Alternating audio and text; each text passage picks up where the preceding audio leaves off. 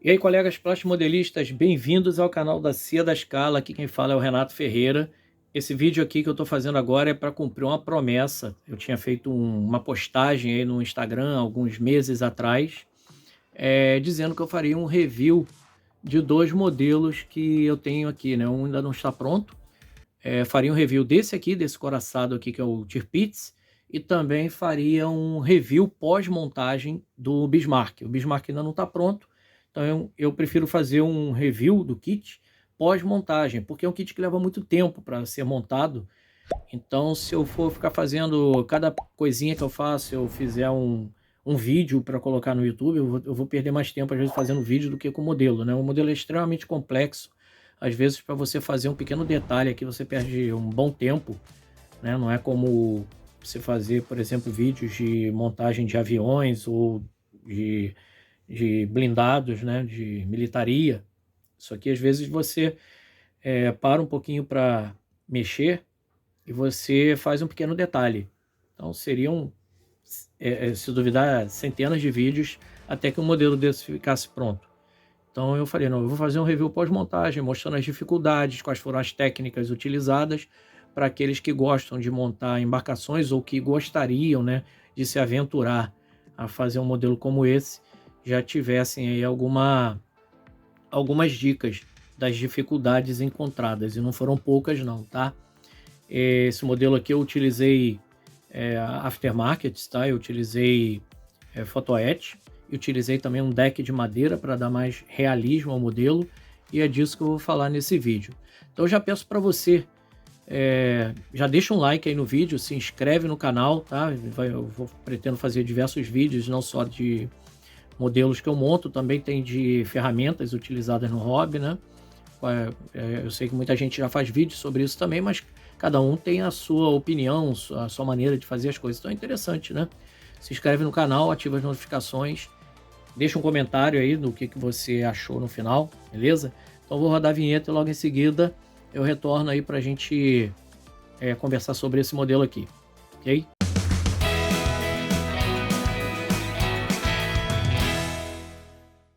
Bom, pessoal, antes de montar o modelo, eu gostaria de convidar vocês para conhecer a loja da Cia da Scala. Eu tenho uma pequena loja, eu desenvolvo alguns produtos aqui para meu uso, né? E acabo colocando também esses produtos. As pessoas falaram, poxa, coloca isso aí para vender, você gosta também de desenvolver algumas coisas? Então eu acabei montando uma lojinha e tem alguns produtos bem interessantes lá, ok? Então vou mostrar aí um pouquinho da loja e logo em seguida a gente começa aqui com o vídeo. Aqui no site da Cia da Scala, você vai encontrar itens como, por exemplo, máscaras para pintura de canopy e partes transparentes de modelos de plastimodelismo. Você também vai encontrar stencils em vinil com uma proposta bem legal, que é a substituição de boa parte dos decalques do kit por stencils, onde você vai poder dar um realismo muito maior ao seu modelo. E uma novidade muito interessante aqui no plastimodelismo nacional, que são os cintos cortados a laser com fivelas em photoetch, que vai trazer um realismo fantástico para o seu modelo. Então é só acessar a loja em www.ciadascala.com e conferir o que tem disponível. Se por acaso você não achar algo do seu interesse, é só entrar em contato. Bom, então essa aqui é uma réplica do coraçado alemão da Segunda Guerra, né? o Tirpitz, certo? Ele está na escala de 1 para 350. E antes, né, da gente falar, vamos falar um pouquinho sobre a história desse modelo aqui, dessa embarcação, que foi esse coraçado e qual é a história dele, tá? Um resumo. Bom, esse coraçado aqui, ele é um coraçado da classe Bismarck, né? Ele tem, a classe é o nome do primeiro navio, né, que foi construído, daquele modelo, e o primeiro que foi construído foi o Bismarck, né? Foi o primeiro a ser lançado, colocado em operação, certo? A história do Bismarck ela é bem conhecida, inclusive existe um filme antigo, né, Afundem o Bismarck, né, existem documentários, eu já assisti documentários sobre a história do Bismarck no National Geographic, no History Channel, e inclusive tem um filme antigo, né, falei Afundem o Bismarck. Ele tem esse nome porque quando o Bismarck foi colocado em operação, o objetivo era levar o Bismarck até o meio do Atlântico, para que ele interceptasse os comboios americanos que levavam suprimentos para a Inglaterra, né? Na época, a Inglaterra ela tinha muita dificuldade, né, com abastecimento, já que a Europa estava toda dominada pela Alemanha. Então ela dependia do que vinha dos Estados Unidos e do que vinha das colônias dela, né? Então o objetivo dos alemães era colocar o Bismarck no meio do Atlântico para interceptar, para servir como apoio aos submarinos, né, os U-boats que já operavam naquela área, né, e afundaram diversas embarcações, navios de combustível, navios com cargueiros, né? Então, a história do Bismarck é conhecida. Ele afundou durante uma primeira batalha dele, no primeiro combate, já que a movimentação do Bismarck vinha sendo monitorada pela Marinha Britânica, né? A partir do momento que ele saiu do porto, ele já começou a ser monitorado e os britânicos já colocaram algumas embarcações para monitorar as movimentações do Bismarck. Acabou havendo um encontro entre o Bismarck e os navios da Marinha Britânica, ali num estreito entre a Groenlândia e a Islândia, e ali houve um combate onde o Bismarck afundou o principal navio orgulho da Marinha Britânica, o HMS Hood. Ele deu um tiro certeiro que atingiu o paiol de munições do Hood, e com isso praticamente o navio se partiu em dois, matando praticamente a tripulação inteira. Isso gerou uma revolta muito grande na população britânica e o Winston Churchill deu essa ordem: afundem o Bismarck. O Bismarck também foi atingido durante essa batalha e ele estava tentando voltar para a França, né? A França estava ocupada, ele estava tentando ir em direção à França. Ali ele ia ter a escolta, né, dos aviões e tudo para proteger, mas antes dele chegar lá, ele foi interceptado pelos navios da Marinha Britânica e ele foi afundado no meio do Atlântico. A história é bem conhecida. Bom, por conta disso, os alemães, quando lançaram o Tirpitz, eles não quiseram expor o navio em combate da mesma forma que o Bismarck. Porque naquela época, embora esses navios fossem extremamente poderosos, eles eram, o nome deles já diz, um coraçado, né? Por exemplo, esse navio aqui, ele tinha uma blindagem aqui na lateral de 320 milímetros de aço, ou seja, realmente uma couraça, né? E já a blindagem no convés não era tão espessa, em torno de 120 milímetros. Então era um navio extremamente resistente a impactos de torpedos, mas que não resistia muito a impactos vindo de cima, né? Poderia resistir até a impactos vindo de canhões de outros navios. Mas só que na época que esses navios foram lançados, esses grandes coraçados, o peso já tinha começado a mudar. Eles já eram navios considerados frágeis, porque o poder já estava na mão ali, chegando nos porta-aviões, né? Um porta-aviões ali conseguia colocar uma bomba com muito mais precisão num navio desse daqui, atingindo o navio por cima, que era muito mais fácil afundar esse navio. Então era um navio que precisava de uma escolta de um porta-aviões, né, que o defendesse, coisa que a Alemanha não tinha. A Alemanha não tinha porta-aviões. Então, por isso, se tornava uma embarcação vulnerável a ataques de porta-aviões, que foi o que aconteceu no caso com o Bismarck, que foi meio que colocado fora de ação por causa de um avião até obsoleto, um Fire Swordfish, que conseguiu acertar um torpedo no leme do navio, bem aqui atrás. Então a manobrabilidade do navio foi prejudicada. Com isso ele teve mais dificuldade de seguir a rota dele em direção à França, né? A velocidade dele reduziu e ele acabou sendo interceptado. Então, por conta disso, os alemães, assim que lançaram o Bismarck, o Tirpitz, eles não quiseram colocar ele em operação no Atlântico. E eles mantiveram o navio na região do Mar Báltico e mais ali na região da Noruega, né? Escondido ali, se protegendo naqueles fiordes da Noruega. E o objetivo era sempre interceptar comboios ingleses que iam em direção à União Soviética, ali pelo Círculo Polar, e também da União Soviética para lá. Então ele servia como uma embarcação para interceptar esses comboios, certo?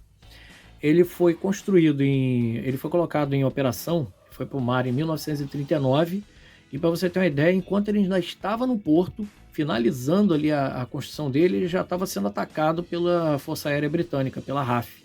Embora não tenham acertado o navio, eles conseguiram retardar um pouco a finalização da embarcação, pelos ataques que eles faziam ali na região do porto ali onde ele estava, né?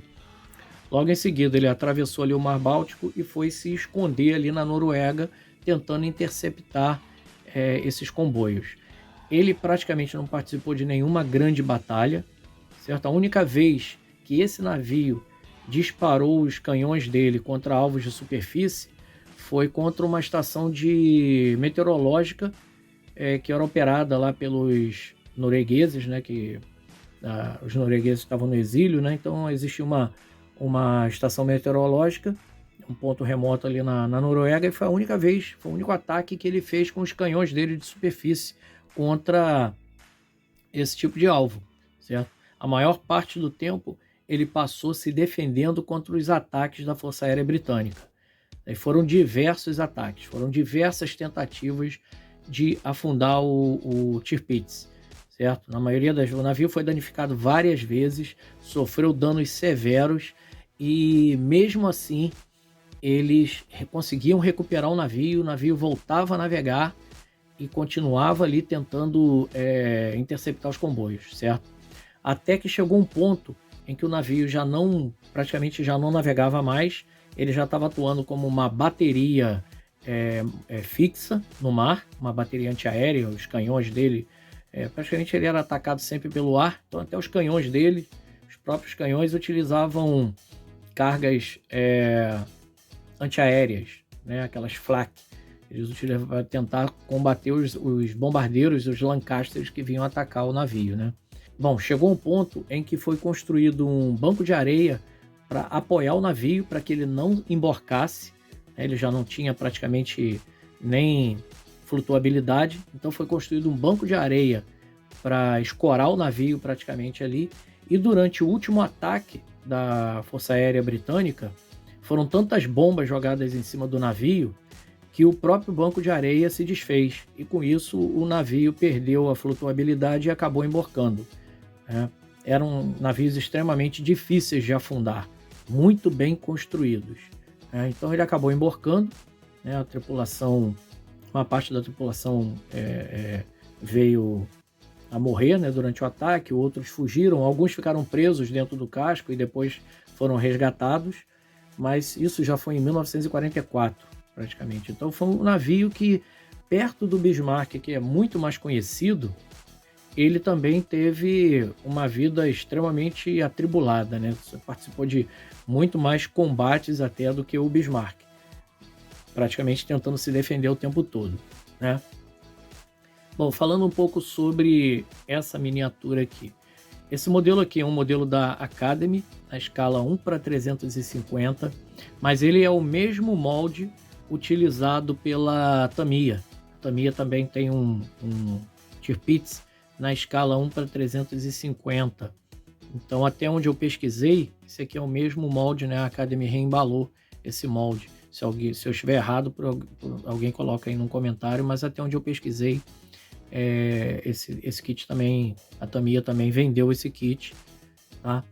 Bom, como eu falei no começo do vídeo, eu utilizei aqui partes em metal para dar mais realismo aqui nas anteparas, escadas, diversas partes dele utilizam photoetch, que na época eu comprei da marca Edward, era uma classe chamada Big Edge, então eles tinham um photoetch para o Tirpitz da Academy, e também eles diziam que era para servir para a Tamiya também, tá? E também utilizei o deck de madeira, bem comum, você encontrar aqui para embarcações, as empresas fabricam deck de madeira, que é uma folha, praticamente um papel bem fininho, cortado a laser, onde você consegue colar ele por cima da parte em plástico aqui, dá um realismo muito interessante aqui para o modelo, tá? O que mais que eu usei aqui para detalhar mais o navio, certo? Eu utilizei aqui fios de sutura. Isso aqui não é nem fio de sutura, é uma linhazinha conhecida como tênue fio, alguma coisa assim. Eu ainda tenho o rolo dele até hoje aí. Então esse aqui eu utilizei um fiozinho, coloquei essas peças aqui, ó, deixa eu ver se eu coloco a câmera mais perto aqui para a gente ver mais com esses detalhes aqui. Bom, então tirando o zoom, a gente consegue ver bem melhor aqui esses detalhes. É uma linha muito fina, tá? Praticamente um fio de cabelo, certo? Baixando aqui um pouquinho.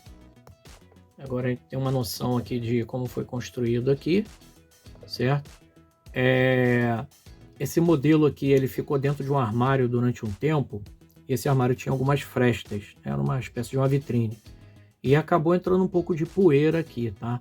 Você sabe que a poeira de casa, ela acaba tendo alguma gordura ali, né? Seja coisas que vêm às vezes da cozinha, gordura até do corpo nosso mesmo.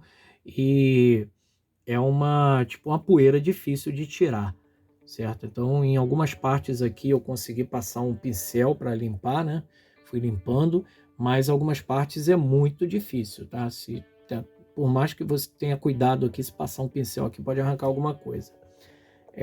Chegando para cá, aqui na proa dele, aqui eu utilizei correntes reais, correntes de bijuteria, tá? Para dar um realismo maior.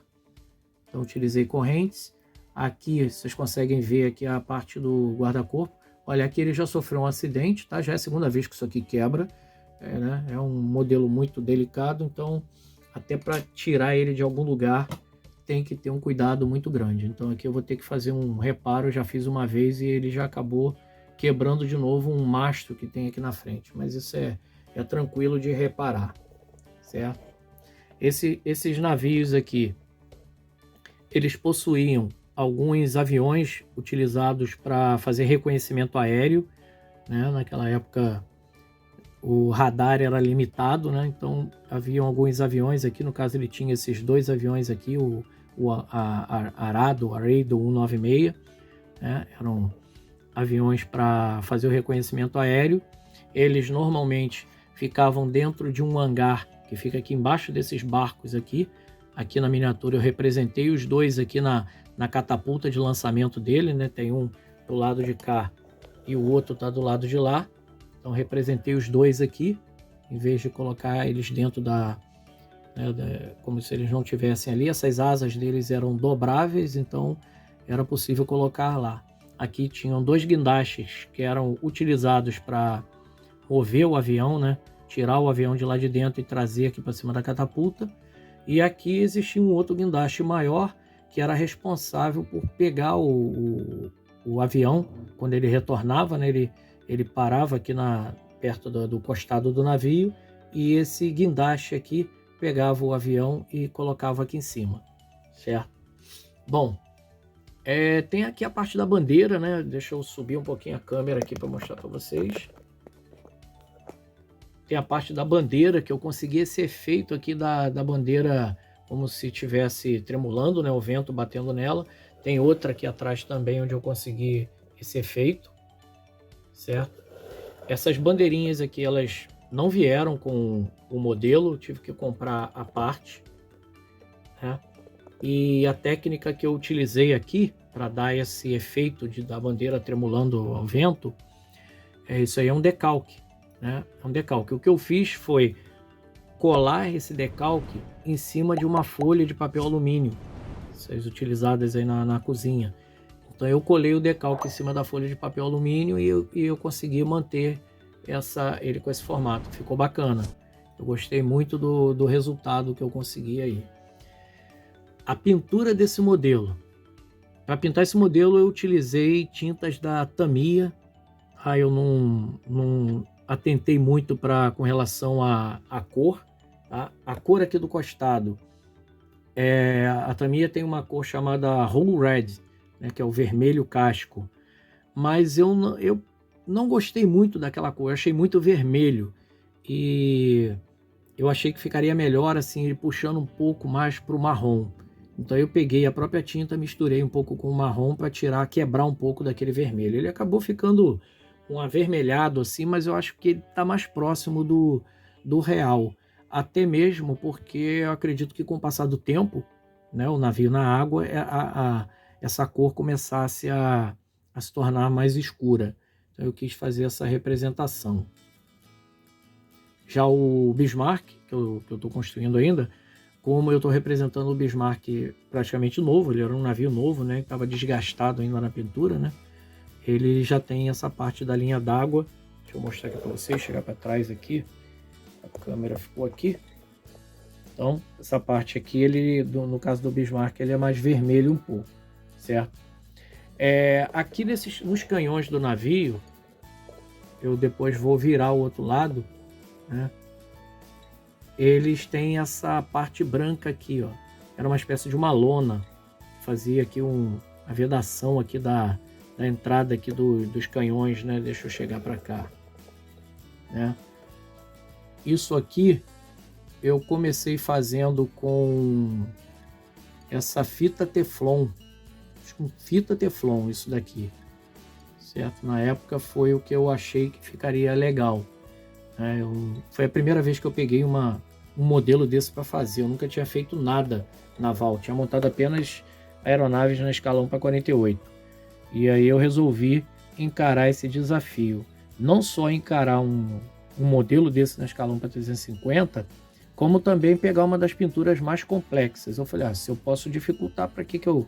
Né, se o negócio é fazer uma coisa realista, tentar chegar mais próximo do real, né, eu vou me desafiar, fazer o mais complexo possível, certo? O que eu vou fazer agora? Agora eu vou virar o modelo, né? Eu coloquei ele em cima dessa... Isso aqui, olha, é uma bandeja, essas tábuas de bolo, né?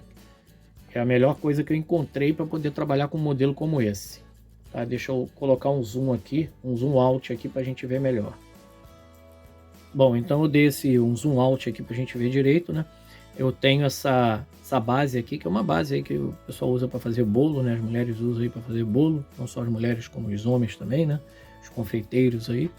E é muito bom para você não só trabalhar com um modelo desse aqui, como também até modelos menores, militaria, né? Você consegue girar ele aqui, então você tem um suporte, você coloca aqui, você consegue trabalhar bem girando ele aqui, tá?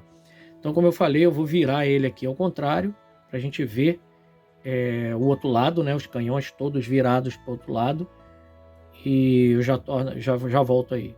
Bom, pessoal, então voltando aqui com o modelo com o outro lado dele, né? Olha só, é interessante essa pintura aqui. Essa pintura já gerou até controvérsias, tá? Eu levei esse modelo para participar de um concurso, e algumas pessoas lá discutiram entre elas, sabe como são os modelistas, né? Detalhistas pra caramba, né? Houve a discussão de que o Tirpitz nunca teve uma pintura como essa, mas teve sim. Ele teve diversas pinturas ao longo da vida dele, né? Os alemães eram mestres em camuflagem, né? Todos os veículos militares alemães tinham camuflagens extremamente complexas, e não era diferente com as embarcações, né?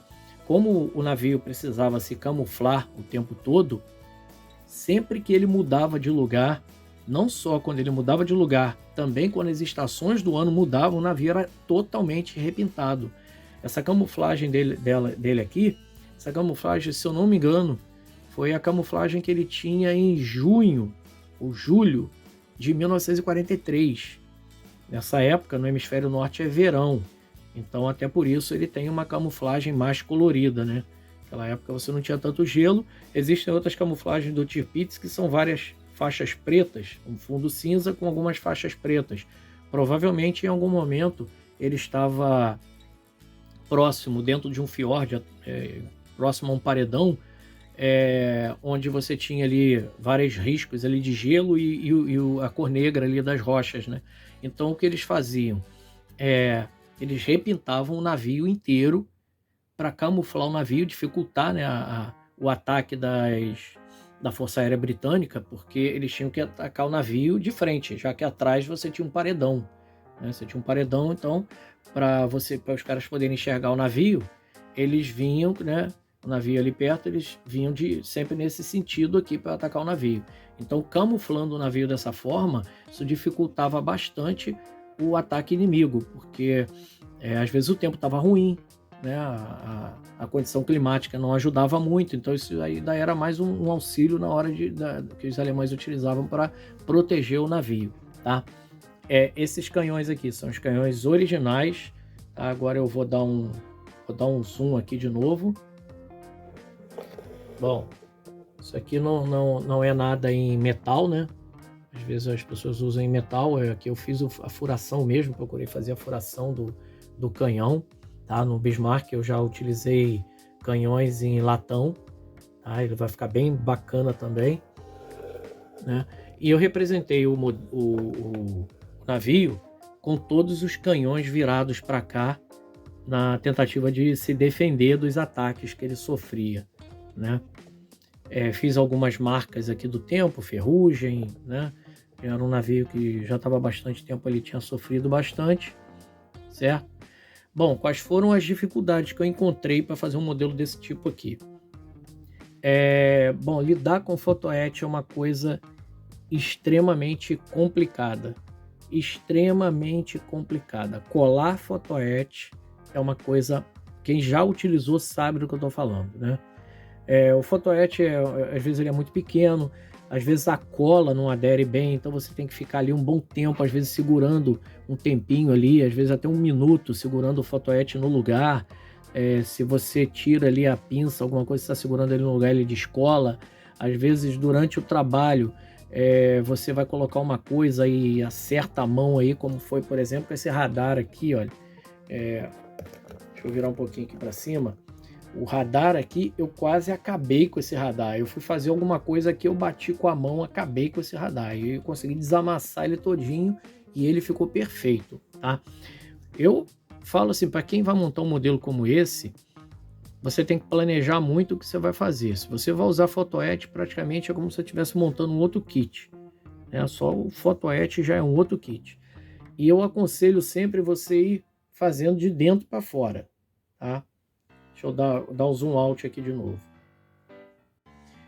Eu aconselho sempre que você faça de dentro para fora, ou seja, vou montar essa parte aqui para depois montar o radar lá dentro, né? Aqui, ó. Eu vou mexer nisso aqui, porque isso aqui é a asa da ponte, né? Essa asa que ele tinha aqui do lado, depois eu vou mexer aqui atrás. Não, primeiro você faz o que está aqui dentro para você não ficar mexendo lá dentro. Então você vem de dentro para fora. Eu aqui procurei seguir a ordem de montagem do modelo em plástico, embora às vezes com o fotoete não dá para você seguir essa ordem. Algumas coisas você tem que mudar a ordem de montagem, tá? Mas no geral eu costumava fazer isso. Eu montava todas as peças pequenas, né? Vou montar essa torre aqui, esse canhão aqui, vou montar o canhão, vou montar essa torrezinha aqui e tal, e depois eu colocava no lugar, desde que fosse fácil colocar no lugar, por causa da presença dos fotoetes ali na região. Às vezes eu falo, não, vou colocar a peça primeiro, depois eu coloco o fotoete, né? Porque é a parte crítica. Às vezes, se você respirar perto dele, parece que o negócio já se amassa, tão frágil que é. E olha que esses fotoetes aqui da Edward, da Big Edge, eles são feitos de, se eu não me engano, é feito de ferro, é aço, tá? Ele ainda é mais duro do que o de latão. Eu estou fazendo o Bismarck.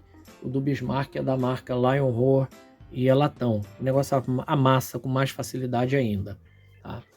É uma coisa incrível como o negócio amassa. Você olha assim, cara, como é que isso amassou?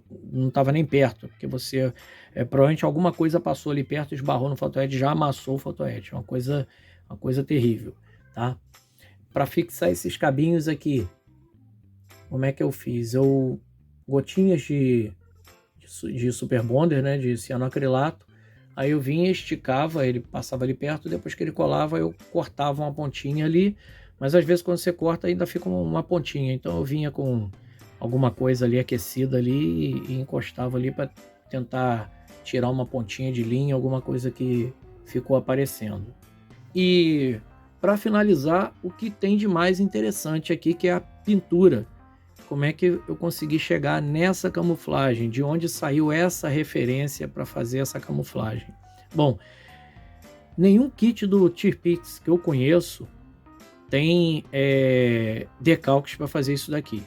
E nem na folha de pintura do kit vem mostrando esse perfil do navio para fazer essa pintura, tá? Essa pintura eu descobri, quis fazer essa pintura depois da visita que eu fiz a um site que não está mais no ar, tinha um site na internet chamado Bismarck versus Tirpitz.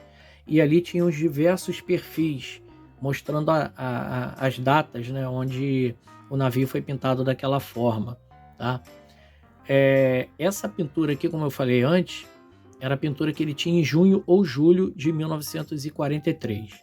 E a razão para fazer essa pintura foi para me desafiar mesmo. Eu queria fazer a pintura mais complexa, tá? Como é que eu fiz? Eu fiz a pintura exatamente muito próximo da imagem que eu encontrei na internet. Para chegar para ficar igual o que está lá, o que eu fiz? Eu peguei a imagem, tá? Eu imprimi a imagem, né? Eu gerei um arquivo, eu ampliei o arquivo até a medida do navio, tá? Então eu imprimi tudo no tamanho certinho do navio. É claro que tive que usar mais de uma folha, né? A impressora é A4, certo? Com a imagem impressa, eu recortei a parte aqui do costado onde levava a pintura, tá? Eu recortei essa parte aqui, fiz uma tira com essa parte aqui. E aí o que eu fazia? Eu pegava aquela massinha que o pessoal usa aí, uma massinha Prit-Tac. Peguei aqui a nossa conhecida massinha Prit-Tac, né? Essa massinha que a gente usa para colar papel, essas coisas na parede, né? Pegava essa massinha, fazia uma espécie de uma pizzazinha com ela, né? Colava, pegava a parte que eu queria tirar o molde, colocava em cima da massinha, e depois eu vinha com o estilete e só fazia uma marca. Só de apertar o papel, eu marcava a massinha embaixo, depois eu recortava a massinha e colava ela aqui no lugar. Então a primeira coisa que eu fiz foi pintar o navio todo de cinza. Foi a primeira cor. Pintei ele todo de cinza aqui no costado, tá? Cobri tudo com jornal, não tinha nada, não tinha feito nada do convés ainda, o navio foi subindo assim, tá? Aqui ficou tudo protegido e tudo embaixo aqui também protegido, e ficou só essa parte aqui desprotegida, né, para fazer a pintura. Então pintei ele todo de cinza e fui pintando das cores mais claras para mais escura, certo? Da mais clara para mais escura.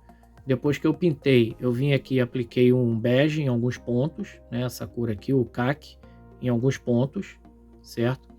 E depois eu vinha com a massinha e protegia aquela parte que eu já pintei. Aí depois veio com verde, depois protegi o verde e depois eu fiz o marrom. Foi assim que eu cheguei na pintura. Eu vou mostrar para vocês a imagem na internet de onde eu tirei a referência para fazer. Mais uma coisa aqui com relação os hidroaviões aqui, olha, eles não tinham esse decalque para fazer a insígnia da Luftwaffe, tá? Eles não tinham esse decalque. Como é que eu fiz esse decalque? Eu peguei papel acetato, fica aí uma dica de uma técnica, às vezes para você fazer um decalque, uma coisinha simples. Eu falei, não vou comprar uma folha de decalque só para fazer isso, tá? Então eu peguei uma folha de acetato, diluí a cola, deixei a cola bem ralinha mesmo. Com um pincel eu apliquei a cola em cima da folha de acetato, né, numa certa região ali, e deixei secar ali. Depois eu fiz esse desenho no CorelDRAW, desenhei essa insígnia no CorelDRAW, e depois eu imprimi, né, com uma boa qualidade, imprimi isso aqui na folha de acetato, certo? E depois eu descolei aquela pelezinha que ficou, que é uma pele bem fininha, né, a cola PVC, PVA, ela fica aquela pelezinha, né? Então ela ficou extremamente transparente, e foi assim que eu consegui fazer os decalques aqui, olha. Muita gente já conhece essa técnica, se não me engano eu até consultei na internet em algum site de modelismo, e foi assim que eu consegui fazer os dois símbolos aqui da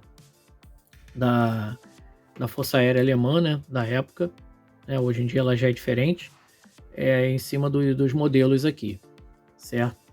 Como eu disse, tudo pintado com tinta Tamiya. Utilizei fios de sutura, né? Algumas partes aqui são fios de sutura e outra essa linhazinha que eu conheço aí como Tenoe Film, Tenoe Fio, que eu não consigo nem mais achar isso, tá? Mas ainda bem que eu tenho um rolo aí para durar 3 gerações aí, não tem problema. Beleza, pessoal? Então, eu acho que esse aqui era o review que eu queria fazer com vocês, mostrar para vocês como foi essa montagem. Se vocês quiserem saber mais, ficaram com alguma dúvida, alguma técnica que está aqui no vídeo que eu não apresentei, algum detalhe, é só deixar um comentário. Tá? Então, pessoal, é isso. Agora, as técnicas que eu usei foram essas. Agora eu vou mostrar aqui na tela do computador a referência para a gente ver o quanto de semelhança tem desse modelo para a imagem que eu encontrei na internet. Bom, pessoal, então tá aqui, tá? Isso aqui foi a referência que eu utilizei para fazer esse modelo. Então tá aqui, ó, Tirpitz, junho de 1942. Esquema de camuflagem aplicado no Tirpitz no final de junho de 1942, enquanto estava aqui nesse Flatten Fjord, alguma coisa assim, tá? Não falo norueguês, tá? O esquema se misturava bem com os morros, né, as montanhas ao redor, e é interessante notar que o esquema de camuflagem era estritamente localizado, certo? Localizado, que ele quer dizer de acordo com a região onde o navio estava, não era a localização de cada mancha dessa aqui no navio. Para cada movimentação do navio, né, para cada ponto onde ele era ancorado, e também de acordo com as mudanças das estações, era necessário repintar o navio inteiro, né? Então aqui vocês veem que o casco está um pouco mais vermelho, né? Eu poderia ter feito um pouco mais vermelho, mas na época eu achei que eu deveria chamar um pouco mais na cor mais escura, tá? Então, depois vocês podem comparar, né? Mas se vocês forem notar, vamos fazer só um exercício aqui, olha, dá uma olhada nesse ponto aqui, olha. Vamos ver o quanto eu vou mostrar ali no modelo, o quanto ficou parecido, tá? Vamos dar uma olhada lá. Então, aquele ponto que vocês viram lá é esse aqui, olha. Procurei representar, né, da melhor forma possível, exatamente fazendo isso. Eu peguei aquela imagem lá e ampliei até o tamanho na escala do navio. E depois eu recortei e fui montando cada camuflagem dessa para que ficasse o mais parecido possível com aquela imagem. Mas o que foi questionado quando eu estava num concurso era que o Tirpitz nunca tinha tido essa pintura, né? Eu procurei muito e eu só consegui encontrar uma imagem na internet, uma imagem mostrando o esquema dessa pintura, e assim mesmo a resolução não é das melhores, certo? Agora, com as outras pinturas eu até consegui encontrar coisas bem detalhadas, até por isso que eu acho que você não encontra, quando você compra um kit para montar o Tirpitz, você não encontra essa referência de camuflagem lá no kit, tá? Na folha do kit. Só aquela com as faixas pretas, que é mais comum. Mas eu vou mostrar para vocês aqui uma imagem do navio com esse esquema de pintura, embora a resolução não seja das melhores. Bom, aqui vocês podem ver também na internet, aqui eu encontrei agora aqui, alguém que também se aventurou a fazer uma pintura como essa, né? Conseguiu fazer uma coisa bem realista também, ficou muito bacana. Provavelmente usou a mesma técnica, né? Acredito que tenha utilizado, né? Para localizar as marcas, né? As manchas da camuflagem no mesmo lugar. Bom, pessoal, como eu falei, essa aqui é a única imagem que eu encontrei na internet, tá? Nas pesquisas que eu fiz, mostrando esse esquema de pintura, pintar a imagem real do navio como ele estava pintado naquela época. Então, aquela imagem que eu utilizei foi de alguém que se inspirou nessa imagem real. Sinceramente, olhando daqui, não dá para ter a certeza de que o esquema de pintura era o mesmo, mas isso é só um hobby, né? Eu não estou falando aqui algo que vai tirar meu sono, nem o sono de ninguém. Mas como no modelismo a gente gosta, né, não só de montar um modelinho de plástico, né? Para a gente ele é uma representação de mais próxima possível de algo que existiu no passado ou que existe ainda, né? A gente gosta do realismo, o gosto do hobby está no realismo. Então, quanto mais a gente puder chegar próximo do que era, realmente mais satisfeito o modelista fica, né? Quanto mais realismo dá, mais satisfeito ele fica. Então, a referência que eu tive, e que o site de onde eu tirei utilizou, eu acredito que tenha sido essa, tá? Provavelmente essa foto aqui tá na internet, ela está em baixa resolução, a não ser que alguém tenha acessado essa foto aqui, né? E tenha essa foto em alta resolução, certo? Então foi daí que saiu a inspiração para fazer o modelo, certo? Beleza, pessoal? Então, eu espero que vocês tenham gostado desse vídeo, tá? Se ficou alguma dúvida, se vocês querem comentar alguma coisa, é só colocar aí nos comentários do vídeo. Então, peço mais uma vez, se você puder deixar um like, eu agradeço muito. Tá? Compartilhar esse vídeo também nos grupos de modelismo, aquele amigo seu que está montando um modelo semelhante, que está precisando de uma inspiração. Talvez esse vídeo ajude a ele aí, tá? E se inscreva no canal. Sempre que eu tiver uma coisa interessante aí para postar, eu vou postar e você vai receber uma notificação do YouTube, beleza? Então, um grande abraço e até mais.